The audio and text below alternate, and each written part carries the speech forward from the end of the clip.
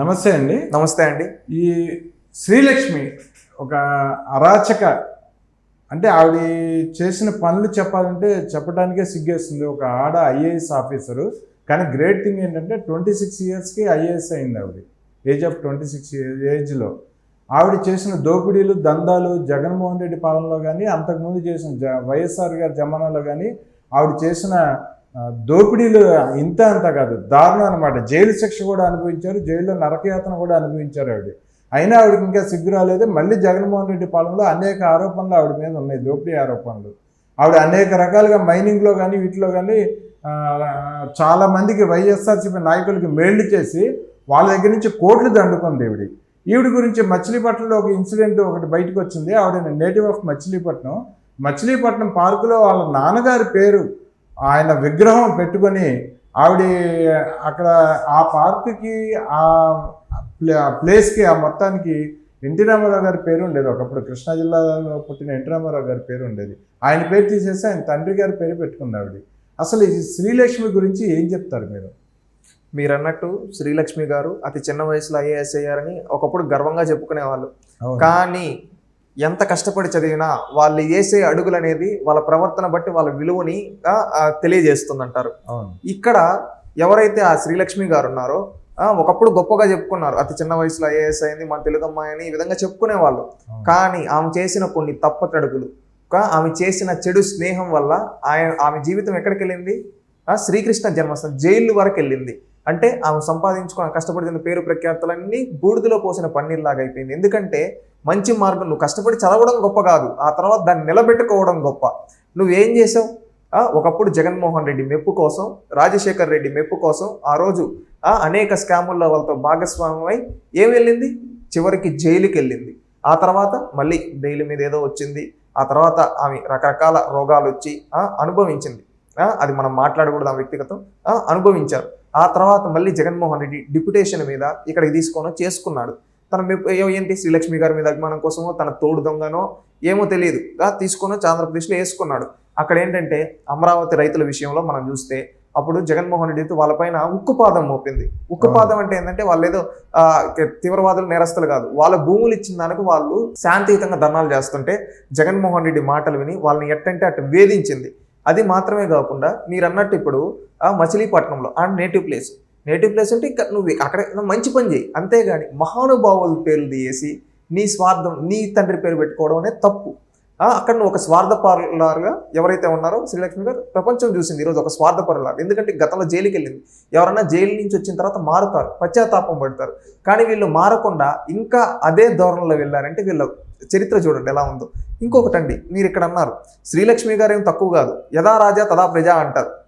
జగన్మోహన్ రెడ్డి తన తాత ఎవరైతే బ్రిటిష్ వాళ్ళ దగ్గర పాలుగాడిగా పనిచేశాడో, బ్రిటిష్ వాళ్ళకు పంది మాంసం సప్లై చేశాడో, బ్రిటిష్ వాళ్ళకు ఊడిగం చేశాడో, అలాంటి రాజారెడ్డి పేర్లని స్టేడియాలకి కొన్ని దగ్గరలో కొన్ని కార్యక్రమాలకి పులివెందుల్లో ఇక్కడ కడప జిల్లాలో పెట్టాడు. అంటే బ్రిటిష్ వాళ్ళకు పనిచేసిన వాడికి పేరుని ఈ విధంగా పెడితే దాన్ని స్ఫూర్తిగా తీసుకొని ఒక సాధారణ రైల్వే ఉద్యోగి అయినా ఆయన వల్ల సమాజానికి కాంట్రిబ్యూషన్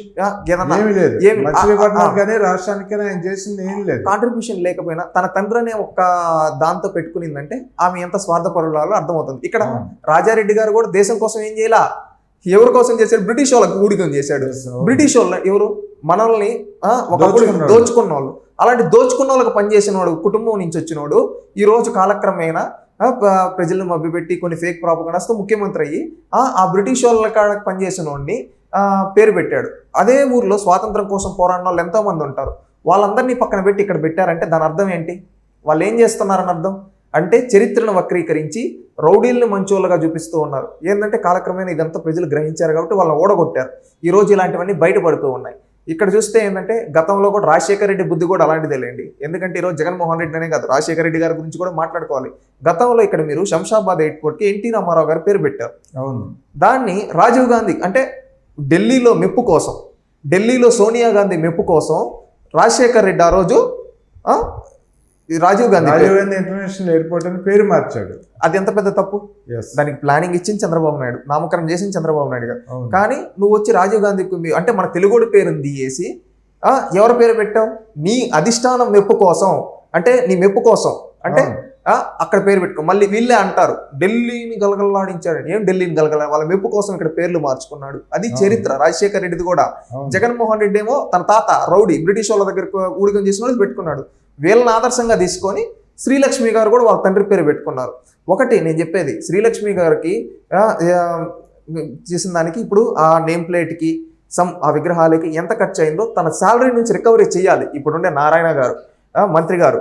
అదేవిధంగా ఇంకొకటి కూడా అండి, అక్కడ మహానుభావులు ఎంతో మంది ఉన్నారు మచిలీపట్నంలో. బందర్ అంటే ఎంతో మంది, రఘుపతి వెంకటరత్న నాయుడు గారు కావచ్చు, నిర్మలమ్మ గారు కావచ్చు, ఇంకా చెప్పుకుంటూ పోతే నిస్వార్థంగా స్వాతంత్రం సమరం నుంచి పోరాడిన ఎంతో మంది మహానుభావులు, వావిలాల గోపాలకృష్ణ గారు కావచ్చు, చెప్పుకుంటూ పోతే ఎంతో మంది ఉన్నారు మన ఉమ్మడి కృష్ణా జిల్లాలో బందర్లో మహానుభావులు.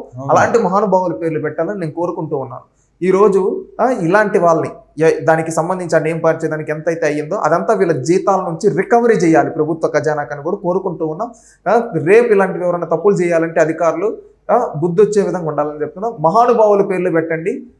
ఎవరైతే మహామేతలు ఉన్నారో ఆ మహామేతల పేర్లు తీసేయండి సవినయంగా తెలియజేసుకుంటున్నామండి. ఒక ఐఏఎస్ ఆఫీసర్గా ఈవిడి అక్కడ మచిలీపట్నం ఎమ్మెల్యే పేరుని నానికి కూడా అనేక మేళ్లు చేశారు. అనేక వ్యవహారాల్లో భూదందాల్లో మేళ్లు చేశారు. ఈ ఇద్దరు కలిసి కుమ్మక్కయ్యి మచిలీపట్నం పార్క్ పేరు ఎన్టీ రామారావు గారి పేరు తీసి మా శ్రీలక్ష్మి గారి తండ్రి పేరు పెట్టారు. ఓకే, కానీ అది తప్పు, చాలా పెద్ద తప్పు. కానీ ఆయన ఒక సాధారణ రైల్వే ఉద్యోగి. ఆయన ఈవిడ్ని ఒక కలెక్టర్గా చదివించారు, ఐఏఎస్ చదివించారు. ఈవిడ ఇలాగా అవినీతి పనులు, వేల కోట్లు దోచుకోవడం ఇది చూస్తే ఆ తండ్రి గారి ఆత్మ కూడా క్షోభిస్తుంది కదా. ఖచ్చితంగా అండి. ఎందుకంటే ఎవరైనా కానీ తల్లిదండ్రులు ఏం కోరుకుంటారు, బిడ్డలు మంచి పేర్లు మంచి స్థానంలో ఉండాలని కోరుకుంటారు. ఈరోజు ఆ బిడ్డ ఇన్ని తప్పుడు పనులు చేస్తే నిజంగా ఆయన ఆత్మ ఘోషిస్తూ ఉంటుంది. ఆ పేరు పెట్టిన దానికి కూడా నా కూతురు ఈ విధంగా అవినీతి చేసి జైలుకి వెళ్ళింది, ఆ జైలు పెట్టి ఇచ్చిన దాంతో ఈ రోజు కలిసి నా పేరు పెట్టి నా పరువు కూడా తీస్తూ ఉంది. నేను నిజాయితీగా బతికి నా కూతుర్ని ఇలా చేస్తే నా కూతురు చేసిన తప్పిదాల వల్ల ఈ రోజు నేను కూడా అనుభవిస్తున్నాను. ఆయన తండ్రి ఆత్మ నిజంగా ఘోషిస్తూ ఉంటుంది. నిజంగా ఆయన కూడా ఆయన విగ్రహం పెట్టమని ఎప్పుడు కోరుకోలేదు. ఆ పార్క్ పేరు ఇవన్నీ ఏంటంటే అండి తుగ్లక్ పనులు అండి. తెలుసు కదా తుగ్లక్, మన జగన్మోహన్ రెడ్డి తుగ్లక్ చేష్టల్లా ఆయన కింద ఉండే వాళ్ళు కూడా ఆయన తోడు జైలు మేట్స్ కూడా తుగ్లక్ పనులు చేశారు. అందుకని తుగ్లక్ ఖచ్చితంగా ఇప్పుడు ఏంటంటే ఆ పేరును మార్చి దానికి ఖర్చు అయిన ప్రతి రూపాయిని శ్రీలక్ష్మి గారి దగ్గర నుంచి రికవరీ చేయాలని మనస్ఫూర్తిగా. పార్కుకి ఉన్న ఎన్టీ రామారావు గారి పేరు తీసి ఆయన పేరు పెట్టడం ఆవిడ తండ్రి ఆత్మ కూడా నిజంగా. ఎందుకంటే ఎన్టీ రామారావు గారు అంటే ఈ తెలుగు రాష్ట్రాలలో ఆయన చేసిన అభివృద్ధి కార్యక్రమాలు, ఆయన అందించిన సంక్షేమ ఫలం ఎంతో మందికి రాజకీయ భిక్ష పెట్టడం కావచ్చు. ఈ రోజు ఎన్టీ రామారావు అంటే ఒక చరిత్ర, ఒక లెజెండరీ యాక్టర్. రాముడైనా కృష్ణుడైనా దుర్యోధనుడైనా ఏ పాత్ర అయినా ఆయన తర్వాతే ఎవరైనా చేయగలరు. యుగ పురుషుడు ఎన్టీ రామారావు గారు. అలాంటి యుగ పురుషుడు పేరు తీయేసి ఈ రోజు ఒక వ్యక్తి పేరు పెట్టి ఖచ్చితంగా ఆయన ఆత్మ కూడా ఘోషిస్తుంటుంది. ఎవరైతే శ్రీలక్ష్మి తన ఆయన ఆత్మ ఘోషించుంటుంది. నా కూతురు చేసిన తప్ప మహానుభావుడు పేరు తీయేసి నా పేరు పెట్టి నా పరువు తీస్తూ ఉంది అని కూడా ఆయన ఆత్మ ఘోషిస్తూ ఉంటుంది.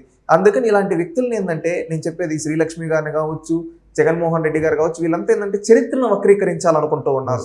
వాళ్ళ చేతిలో ఉన్న అధికారాన్ని, ఇలాంటి వాళ్ళని భూస్థాపితం చేయాలి. రాజకీయ సమాధి చేసిన రోజే ఖచ్చితంగా సమాజం అనేది బాగుపడుతుందని నేను కోరుకుంటూ ఉన్నాను. ఓకే అండి, థ్యాంక్ యూ అండి. Thank you.